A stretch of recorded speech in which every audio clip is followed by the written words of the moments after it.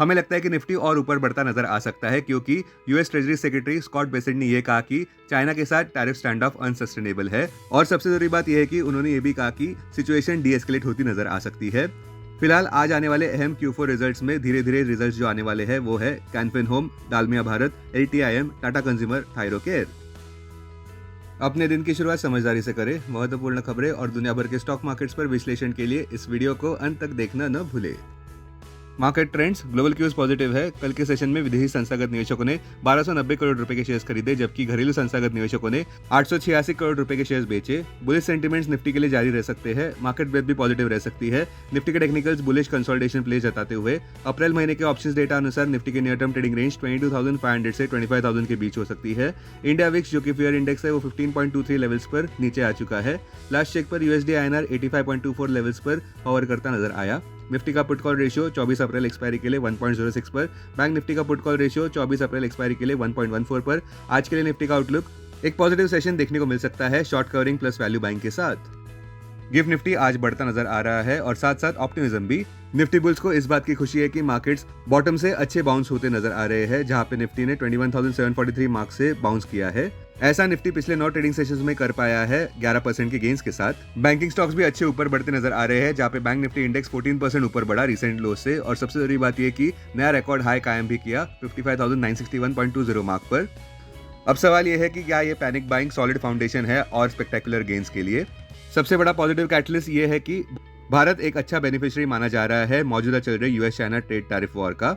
RBI के अप्रैल bulletin के अनुसार उन्होंने मेंशन किया है कि भारत बेनिफिट कर सकता है सप्लाई चेन रिअलाइनमेंट्स की वजह से, डाइवर्सिफाइड FDI सोर्सेज की वजह से, और ग्लोबल इन्वेस्टर्स का एंगेजमेंट भी रेजिलियंस और स्केल के हिसाब से भारत की तरफ है, क्योंकि भारत के एस्टैब्लिश ट्रेड लिंकेजेस देखने को मिल रहे हैं। टेक्निकली भी देखें तो निफ्टी अपने 200 DM में 24,051 मार्क के ऊपर भी आसानी से व्यापार करता नजर आ रहा है, जहां निफ्टी के लिए अगला ऊपरी टारगेट हमें लग रहा है 24,858 मार्क पर, जो कि 5 दिसंबर 2024 का हाई था।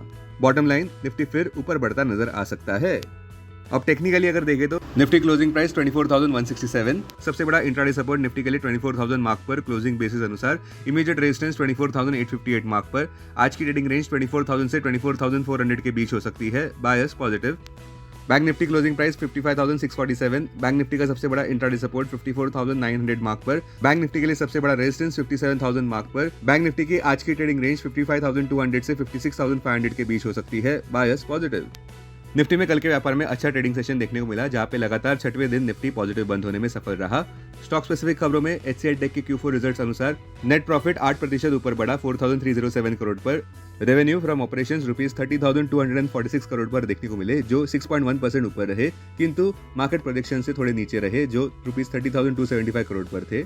ये रिजल्ट स्ट्रीट एक्सपेक्टेशन से थोड़े नीचे रहे।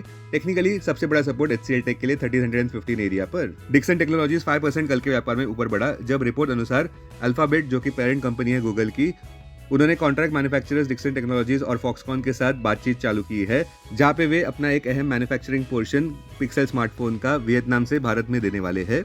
अल्फाबेट सोच रहा है कि वे और शिफ्ट करना चाहता है अपना गूगल प्रोडक्शन भारत में। स्टील स्टॉक्स जो शुरुआत में ऊपर बढ़े, वो मंगलवार के व्यापार में फ्लैट बंद होते नजर आए, जहां पे सरकार के अनाउंसमेंट के अनुसार 12% प्रोविजनल सेफगार्ड ड्यूटी लगाई गई है स्टील प्रोडक्ट्स पर। इस मूव से सरकार डोमेस्टिक इंडस्ट्री को सील करना चाहते हैं रिसेंट इंपोर्ट की बढ़त की वजह से। स्टील इंडस्ट्री का मानना है कि ये मूव काफी नहीं था। अब डेरिवेटिव्स डेटा डैशबोर्ड पर ध्यान देते हैं। Nifty April futures last traded price 24,165, discount -0.2। Put call open interest ratio Nifty 24 April expiry के लिए 1.07 पर, बैंक निफ्टी 24 अप्रैल एक्सपायरी के लिए 1.15 पर। Maximum call open interest Nifty के लिए 25,500 और स्क्वायर 25,000 स्ट्राइक प्राइस पर। बैंक निफ्टी के लिए maximum call open interest 56,000 strike price पर। Maximum put open interest Nifty के लिए 23,000 और उसके बाद 24,000 स्ट्राइक प्राइस पर। बैंक निफ्टी के लिए maximum put open interest 55,000 strike price पर। Futures one day highest open interest change पर ध्यान देते हैं। लॉन्ग बिल्डअप में IDFC first bank, Eternal, SBI, DLF, M&M। Short covering में LTF, BEL, Dabur, Godrej consumer products. Short buildup में इन्फोसिस, हीरो मोटोकॉर्प, सीएंट। लॉन्ग अनवाइंडिंग में Coal India, UPL, CESC, TCS। आज stocks जो FNO बैन में है वो है मनप्पुरम और RBL बैंक। अब BSE डेरिवेटिव्स डेटा डैशबोर्ड पर ध्यान देते हैं।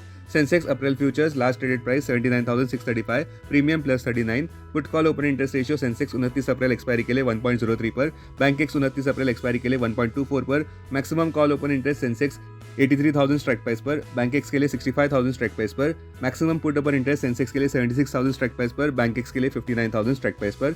टेक्निकली अगर देखें तो सेंसेक्स क्लोजिंग प्राइस 79,596, सपोर्ट 78,700 और उसके बाद 78,000 मार्क पर, रेजिस्टेंस 80,200 और उसके बाद 81,400 मार्क पर। आज की ट्रेडिंग रेंज 78,900 से 80,150 के बीच हो सकती है, बायस पॉजिटिव। 21 डीएमए 79,012 मार्क पर, 50 डीएमए 76,982 मार्क पर, 200 डीएमए 75,954 मार्क पर। Investments in security markets are subject to market risk. Read all the related documents carefully before investing. This content is purely for information and educational purpose only and in no way to be considered as an advice or recommendation.